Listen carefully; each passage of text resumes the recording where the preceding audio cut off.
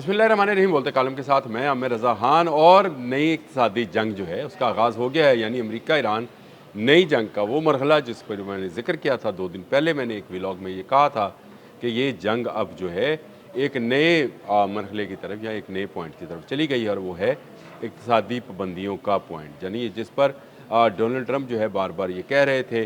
और अगर ये इतना ही बड़ा हल था तो ये तो जंग से पहले भी हो सकता था। क्यों इतने अमरीकी फ़ौजी जो हैं उनको मरवाया गया, उनके फ़ौजी अड्डे जो हैं मिडल ईस्ट के अंदर उनको तबाह कराया गया, आपके थॉड पेट्रियाट एरोज़ जो हैं वो क्यों नाकाम हुए, आपका आयरन डूम टूट गया, आपका वो तमाम गरूर और वो आपकी तमाम हंकार जिसको बोला जाता है आम लफ्ज़ों में तकब्बर जिसको कहा जाता है, वो आपने हरमज़ में डुबोने की क्या ज़रूरत थी। जराल्ड फोर्ड ज़ख्मी क्यों हुआ, अब्राहम लिंकन जो क्यों भाग गया, और क्यों जॉर्ज डब्ल्यू बुश की ज़रूरत पड़ी। यानी ये वो तमाम चीज़ें थी, अगर ये पहले कर ली जाती, अगर इतना ही ये इफ़ेक्टिव था इक़्तिसादी पाबंदी वाला मामला, तो 1979 से ये पाबंदियाँ आयद हैं, यानी 48 साल हो गए ईरान को इन पाबंदियों का सामना करते हुए।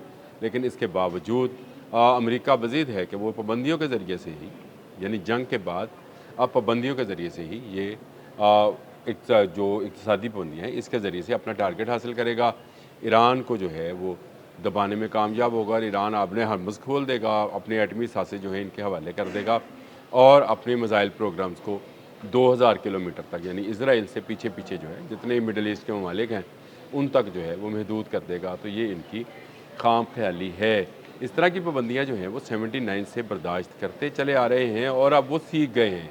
अगर आप किसी को भी, किसी मखलूक को भी किसी जगह पर बंद कर दें, एक बंद कमरे में, बंद पिंजरे में रख दें, तो कुछ अरसे के बाद वो शुरू में शायद उसको परेशानी हो, लेकिन फिर आहिस्ता आहिस्ता जब उसकी नस्लें गुज़रती हैं तो फिर वो उसके आदी हो जाते हैं। तो ईरान के लोग इस पाबंदी के पहले से आदी हैं।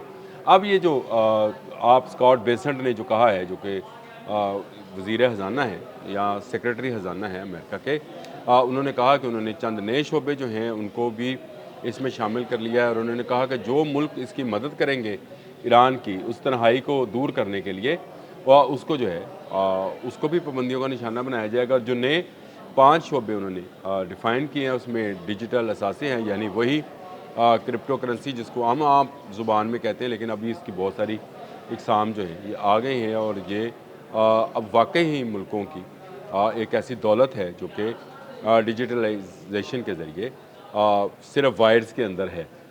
फिर उसके बाद उन्होंने कहा है कि उसकी टेक्नोलॉजी, सोना, हवाबाजी और जहाज़रानी, ये वो शोबे हैं जिसमें ईरान ने हर आने वाले दिन के साथ उसके साइंटिस्ट ने ज़रूर और ज़रूर जो है अमेरिका को हैरान किया है, बल्कि दुनिया को मैं ये कहूँगा हैरान किया है कि उन्होंने इन तमाम शोबों में सबको मात दी है।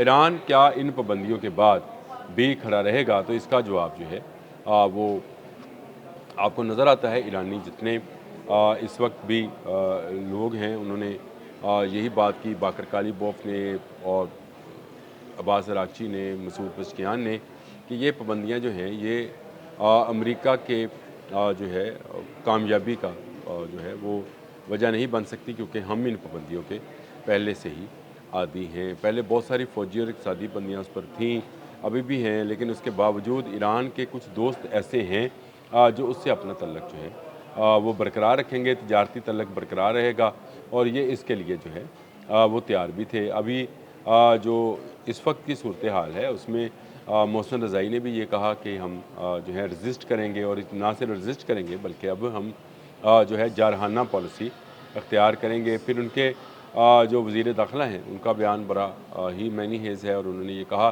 कि अगर हमारे असासों पर, यानी पावर जनरेशन के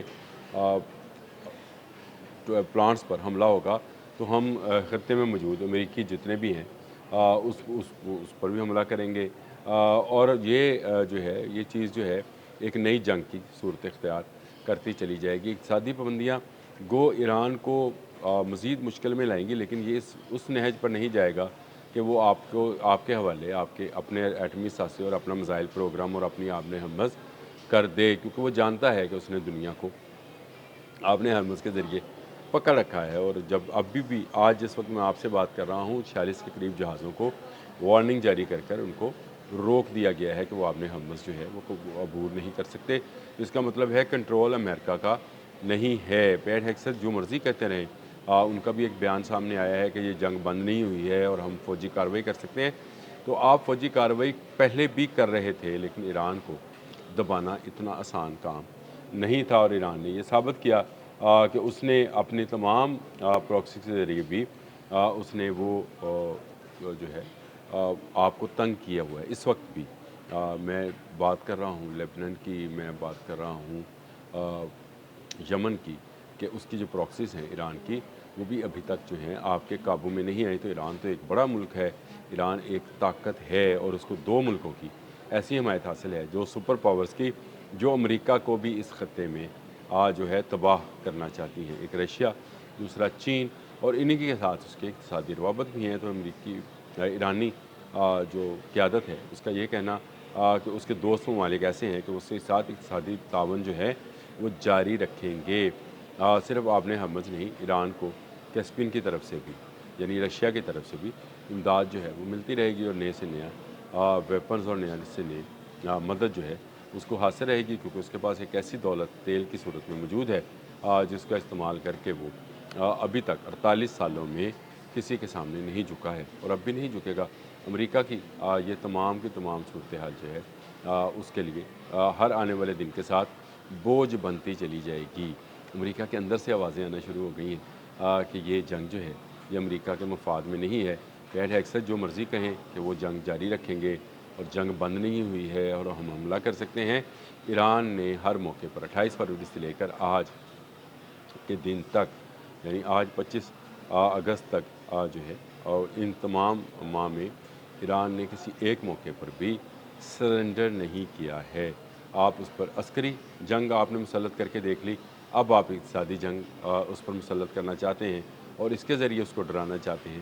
تو ایران اس بات سے ڈرنے والا نہیں ہے، وہ اس کی ان ساری پابندیوں کا بہت پہلے سے ادراک کیے ہوئے تھا، اور اسی لیے اس نے اپنی تیاری اور اپنے عوام کی ذہنی شعور کو بھی اسی طرح سے بلٹ اپ کیا کہ انہیں ایک جنگ کی صحیح صورتحال میں رہنا ہے، اور کس طرح سے زندہ رہنا ہے یہ بھی اس نے بتا دیا۔ اب مسعود پشکیان سے جو مرضی ان کو بیان آ جائے، پاسداران انقلاب کی پالیسی جو ہے وہ دفاعی سے جارحانہ کی طرف منتقل ہو رہی ہے، اور یہ امریکہ کے لیے ایک اور بڑا خطرہ، امریکہ اور اس کے اتحادیوں کے لیے ایک اور بڑا خطرہ ہوگا۔